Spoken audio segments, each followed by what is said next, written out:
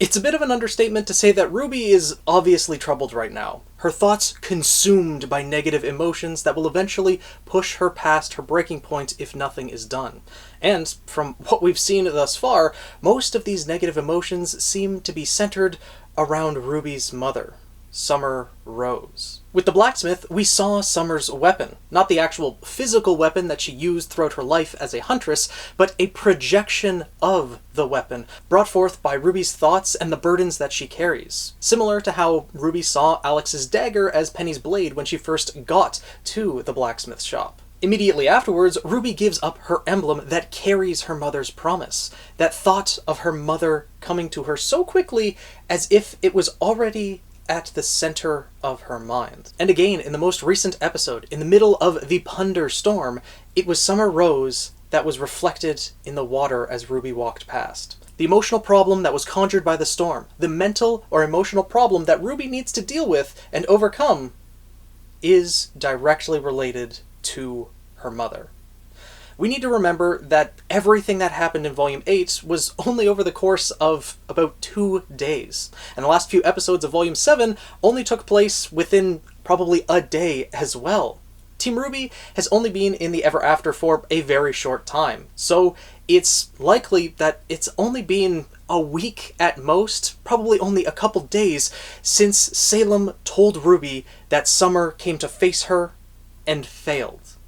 We've seen that Summer has been on RWBY's mind ever since. Upon seeing the Hound, RWBY was the first to draw that connection to Summer, and what that meant for her. But she didn't really have many moments to dwell on her thoughts with everything happening in Atlas. And now that RWBY is in the Ever After, there's a large break from the ongoing struggles around her, which are allowing these negative thoughts to fester and take hold in her mind more readily. The burden that RWBY is carrying is directly related to Summer Rose. She's carrying the weight of the dead, the weight of the promise that Summer made to RWBY, that she would one day return to her. Summer tried to take on Salem, just as RWBY is doing now, and failed. That's what her mother left for. All this time, it was a mystery what exactly happened to Summer.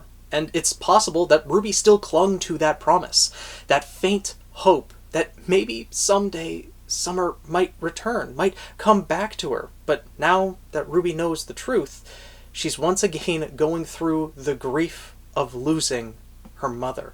Being a huntress took her mother away, and now RWBY doesn't know if she wants to be one anymore. Life isn't like a fairy tale. The hero doesn't always win. And now RWBY's outlook on life, her drive to be a huntress, has shattered with this new revelation about Summer, and the continued losses that they faced against Salem. RWBY has given up hope. In the same vein, Penny is included in this as well. Someone else whom RWBY held dear was taken by Salem's direct interference, and finding out that another of her most trusted friends, Jean, was the one that took Penny's life may just be the final blow that breaks RWBY. Though, from everything we've seen thus far in Volume 9, given enough time, RWBY's own thoughts alone, and the struggle she is currently going through, will likely be more than enough to drag her down into the depths of despair. For RWBY to move past this, she will need to realize that everyone is responsible for their own choices and their own mistakes, Penny and Summer included. Penny made the choice to stay behind and fight for what she believed in, fight for her friends. And Summer made the choice to leave behind the family that she cherished in hopes that they would never have to face the same hardships that she has. Both of them met their end as a result of their choices, and RWBY needs to come to terms with that, to let go of the burden she is carrying. Now, that isn't to say she needs to let go of the people she cared about entirely, which honestly does seem to be the path that RWBY is choosing so far in Volume 9, by giving Penny's sword to the Crimson Guard and Summer's emblem to the Teapot Lady so easily, but instead she needs to cherish those memories she has with them, and try to understand why they made the choices that they did. In doing so, I think RWBY will once again find her path. Her new path to being a huntress. And the one she chooses will be much different than the route that Summer followed. Because where Summer chose to fight alone, RWBY is fighting alongside her team. and her friends, as well as the whole world whom she's told about Salem's existence. It will likely be due to her team that RWBY comes to some of these realizations as well, which is why it's so frustrating thus far in Volume 9 that none of her teammates seem to realize the struggle that RWBY is currently going through. Each of them faced the same tragedies in Volume 8 and are dealing with their own thoughts, but they do all need to be there for each other, and especially for RWBY, and help her with the burdens that she's carrying. Especially Yang, who, like RWBY, knew Summer as a mother.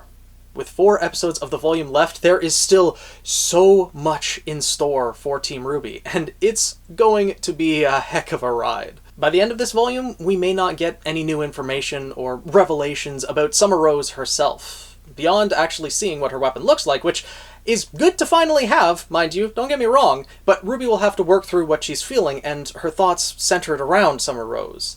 The reprieve that the Ever After has provided won't last forever. Though I have a feeling with how the last episode ended, RWBY learning that Lewis may have been sacrificed to allow Alex to leave the Ever After, that RWBY may have had the idea not to go back to Remnant. But in the end, she will make the decision to return, and when she does, there may not be a time to rest, as Salem already has her sights set on Vacuo, with Tyrion and Mercury already there disrupting the kingdom behind the scenes. Though with it only being a few days since Tyrion and Mercury were sent there, they probably haven't had a chance to disrupt anything too much at this point. But perhaps Salem has other forces at work other than Tyrion and Mercury. So there is likely no break in store once they get to Vacuo, especially trying to accommodate all of the people of Atlas who were dropped in Vacuo, and also trying to come to terms with whatever time skip may have taken place. They may have only been in the Ever After for a day or two, but who knows how long they were gone on Remnant. At the end of the day, RWBY is just a 17-year-old girl who is going through the pain of losing her mother all over again.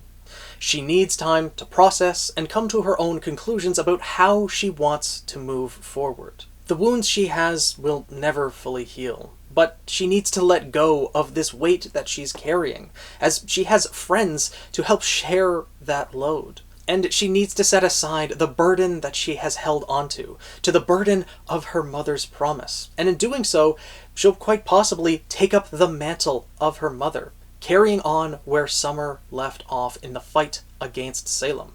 Perhaps in a literal way as well, if RWBY re-encounters the blacksmith and picks up the weapon that appears as Summer's axe, the weapon that she is drawn to, then she will find that new purpose and her new resolve to be a huntress. Whether this means RWBY will get a new weapon or an upgraded version of Crescent Rose that was masked as Summer's weapon remains to be seen. But hopefully she'll find that resolve at the end of her emotional journey, while still remaining the Ruby Rose that we've come to know and love throughout the RWBY series thus far. The Ever After and the cycle of renewal that it operates by are going to have some role to play. With the open offer to set her burden aside, RWBY may just take the opportunity to try and forget her pain. But we'll have to see what will happen from here, and it's only going to get more intense as we reach the end of the volume. So let me know your thoughts down in the comments below. What do you think of the burdens that RWBY is carrying? Obviously, it's more than just Summer Rose. There's the experiences she's had in Atlas, as well as everything that she's experienced over the last 2 years, but right now, from everything that we've seen, it does seem directly related to Summer, and likely about that promise that Summer made to eventually return to RWBY, something that she's been carrying around. The blacksmith told RWBY that she's carrying a heavy burden, and that RWBY came to see her searching for something that she doesn't even know. RWBY right now probably doesn't even realize what the burden is that the blacksmith was referring to. She likely thinks that it's the fight against Salem, but that's not the burden that's weighing heaviest on her. It is the realization that her mother went to face Salem.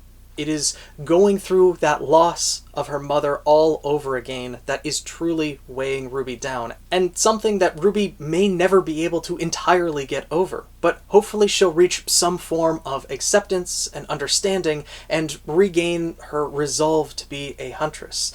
Maybe not with the childlike wonder that she once had back in the early volumes of RWBY, but one that will allow her to continue on the path alongside her friends as they return to Remnant and once again take up the fight against Salem. And we'll have to see what those last 4 episodes of Volume 9 have in store for us. If you guys enjoyed this video and got you thinking a bit more about the events of Volume 9 and the things that are taking place with each episode, make sure to subscribe and join the Guild of the Eternal Flame. If you guys like No Game No Life, make sure to check out my second channel, The Daily Flugel. And if you want to see some games played live, make sure to check out my Twitch channel, linked in the description below. And I'll see you guys in the next video.